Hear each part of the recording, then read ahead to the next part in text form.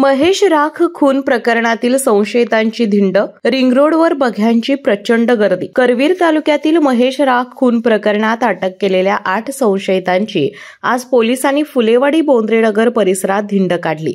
रिंगरोडवर संशयितांना पाहण्यासाठी नागरिक आणि वाहनधारकांची प्रचंड गर्दी उसळली होती. 13 सप्टेंबरला बायकोला पळवून नेल्याच्या वादातून महेश राख याचा निर्घृण खून करण्यात आला होता. या प्रकरणी करवीर पोलिसांनी आदित्य गवळी, धीरज शर्मा, ऋषभ साळोखे, मयूर कांबळे, पियुष पाटील, सद्दाम कुंडले यांच्यासह 8 जणांना अटक केली. आज पोलीस निरीक्षक किशोर शिंदे, सहाय्यक निरीक्षक बाबासाहेब सरवडे यांच्यासह अंमलदार आणि गृहरक्षक दलाच्या कर्मचाऱ्यांच्या बंदोबस्तात ही धिंड काढण्यात आली. गंगाई लॉन येथील खून स्थळ, सिद्धार्थ गवळीचे घर तसेच ज्योती पेट्रोल पंप, दत्त कॉलनी परिसरात संशयितांनी कशाप्रकारे दहशत माजवली होती याची पोलिसांनी सखोल चौकशी केली. अशाच नवनवीन अपडेट पाहण्यासाठी आमच्या केके न्यूज चॅनेलला सबस्क्राइब करा.